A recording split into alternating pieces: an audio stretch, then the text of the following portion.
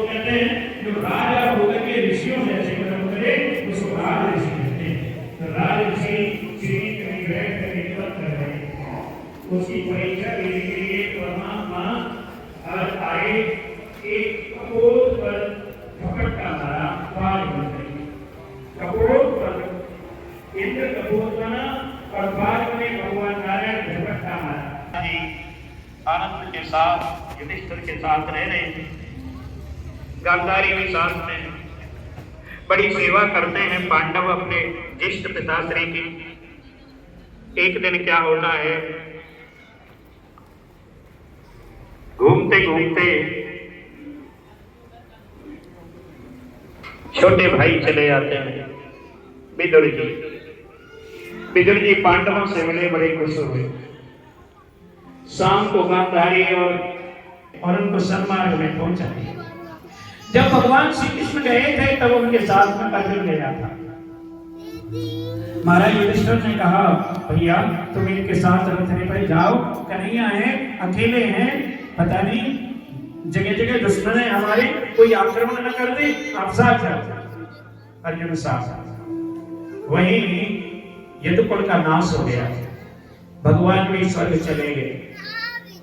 अर्जुन को भगवान ने बुला करके कहा ये गोपियां, ये द्वारिकापुरी की विपुल संपत्ति मैं तेरे को सौंपता हूं, इन्हें सुरक्षित ले जाना। लेकिन रास्ते में भीलों ने गोपिका लूट ली, धन लूट लिया सारा।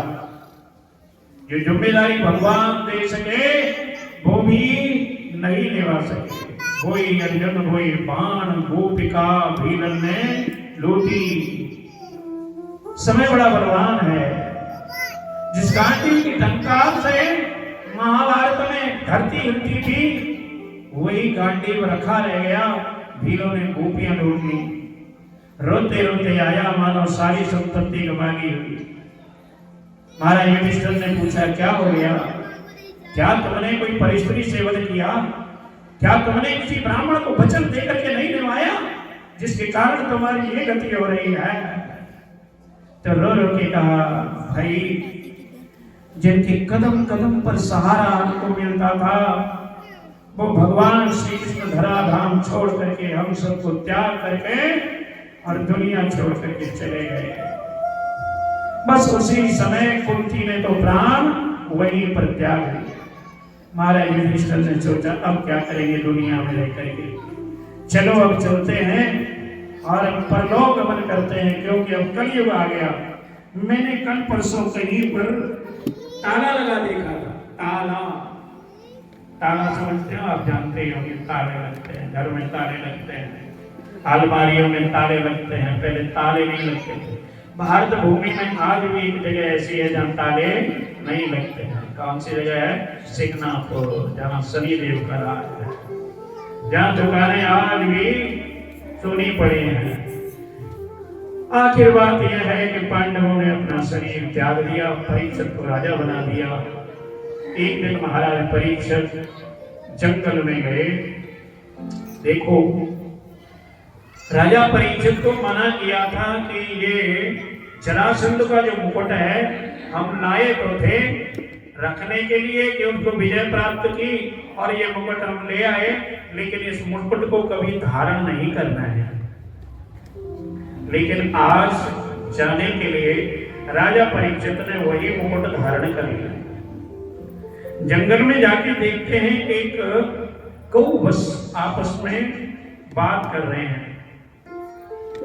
गाय रो रही है, बछड़ा भी रो रहा है, बैल भी। गाय अपनी व्यथा सुना रही है बछड़े को, बैल को।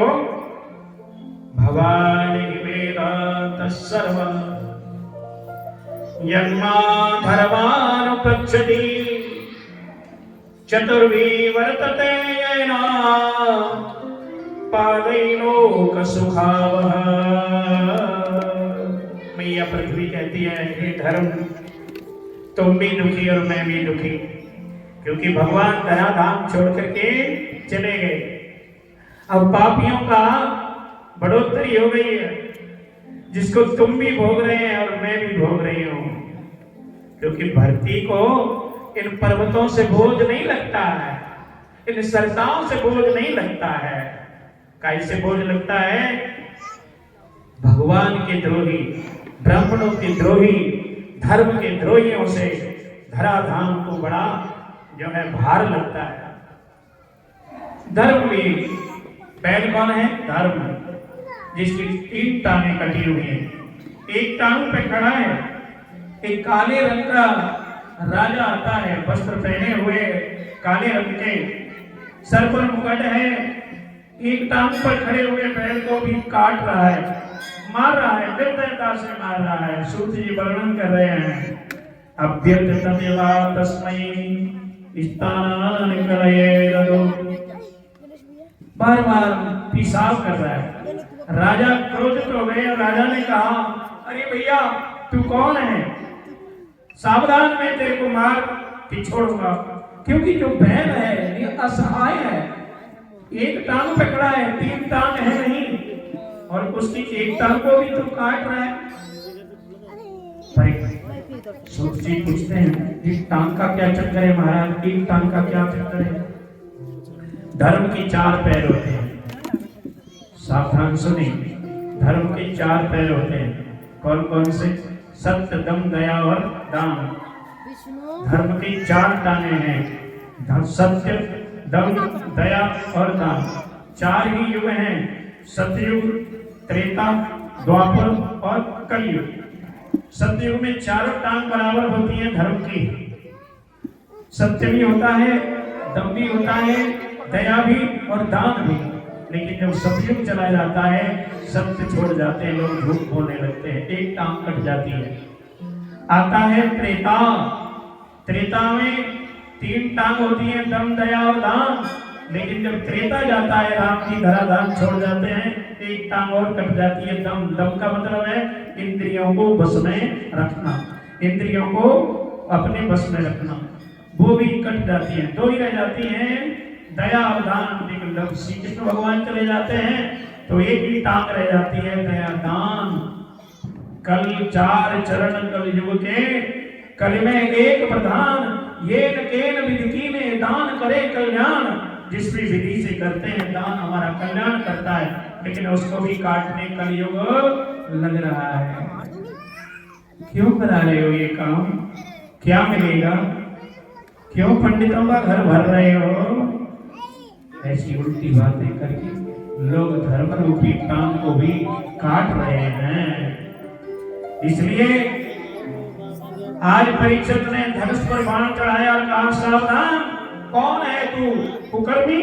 मेरे राज्य में ऐसा कर, मैं तुझे छोड़ूंगा नहीं, मैं तुझे मार डालूंगा। चरणों में गिर पड़ा, कहा महाराज क्षमा करो, क्षमा करो। राजा कहने लगा, अरे अभी तो काट रहा था, अब मेरे चरणों में गिर पड़ा, पर कोई बात नहीं। नते गुणाशेष यशोधराणाम बद्धांजले भयमस्ति किंचित। ये धर्म की धुरी महाराज युधिष्ठिर का राज्य है, यहाँ किसी को कोई डर नहीं। तू हाथ जोड़ते हुए को मैं तेरे को मारूंगा नहीं, पर बता तू क्यों मार रहा था? महाराज मैं कलयुग हूँ, ये धर्म है। तेरा क्या भय है? जहाँ कलयुग है वह धर्म, जहाँ धर्म है वहाँ कलयुग नहीं है। इसलिए इस कलयुग की एक टांग को भी मैं काट रहा हूँ, मैं तुझे मार दूंगा, तू मेरा राज्य छोड़ जा।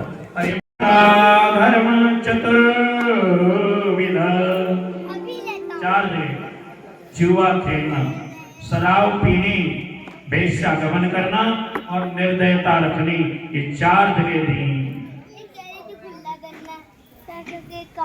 कलयुग कहने लगा सारी गंदी गंदी जगह दे दी, कोई चंगी वाले जगह दे दो, एक कह लगे तू मांग ले, कह लगे सोने में जगह और दे दो, और सोने का ही मुकुट रखा था। बेटा तूने बुरा किया, जाकर के उसको बता के आ कि तेरा मैंने श्राप दे दिया, 7 दिन में अपना परलोक सुधार ले।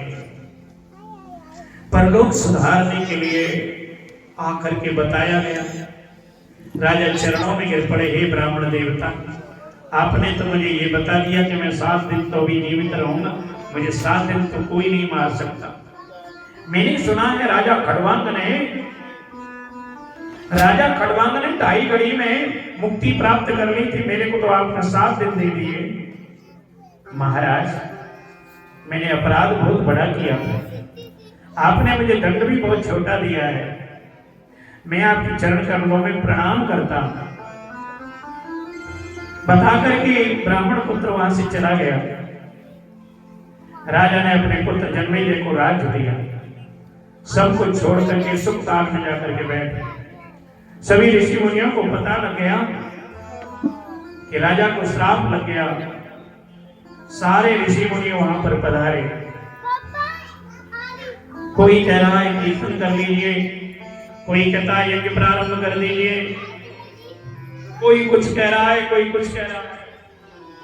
उसी समय नारद के द्वारा भेजे हुए 16 वर्ष की अवस्था वाले सुखदेव जी महाराज पधारते हैं। तत्ता भगवान व्यास पुत्र यदक्षया गावटमानो पीक्षः अलक्षितो लिंग निजालावतुष्ट प्रतस्य बालैरवधूत वेशः।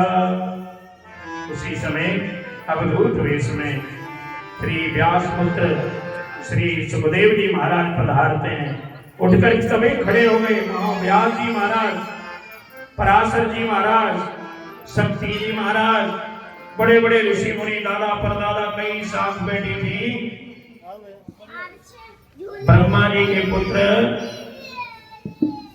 शक्ति, ब्रह्मा जी के पुत्र वशिष्ठ, वशिष्ठ के पुत्र शक्ति, शक्ति के पुत्र पराशर, पराशर के पुत्र व्यास, व्यास के पुत्र सुखदेव। ऐसे जब वो पधारे सब खड़े हो गए, सबने अभिनंदन किया। राजा ने सुंदर आसन दिया और प्रश्न किया। अथा प्रक्षामि संसिद्धे योगिनां नारद गुरुं पुरुषे यत्कार्यं क्रियमाणस्य सर्वदा। किस इंसान ने 7 दिन में मर जाना। नाम सुनाने वाले तुमको लाखों प्रणाम, तुमको लाखों प्रणाम, तुमको लाखों प्रणाम, तुमको लाखों प्रणाम। हरि की कथा सुनाने वाले, हरि की कथा सुनाने वाले, तुमको लाखों प्रणाम, तुमको लाखों प्रणाम, तुमको लाखों प्रणाम, तुमको लाखों प्रणाम।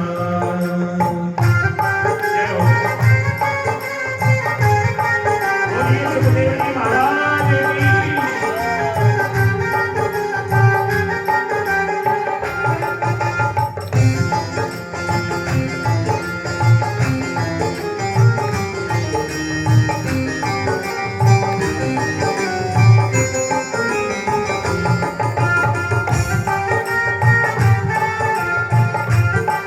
ताली बजाते हुए सुखदेव जी का स्वागत।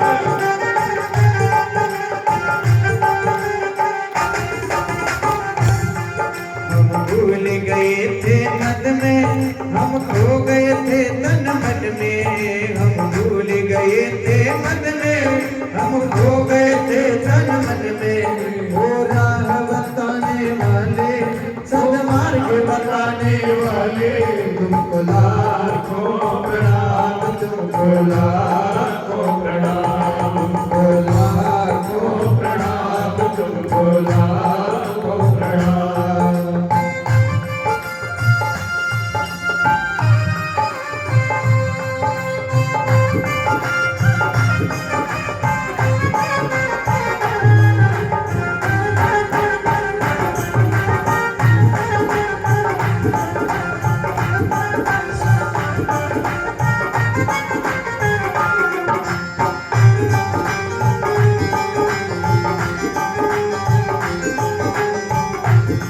हम पार तेरा क्या पावे, बस शीश झुकाई गावे।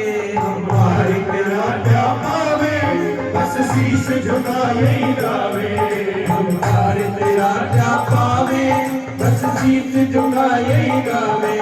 गोविंद मिलाने वाले सुखदेव मिलाने वाले तुमको लाखों प्रणाम तुमको लाखों प्रणाम तुमको लाखों प्रणाम तुमको लाखों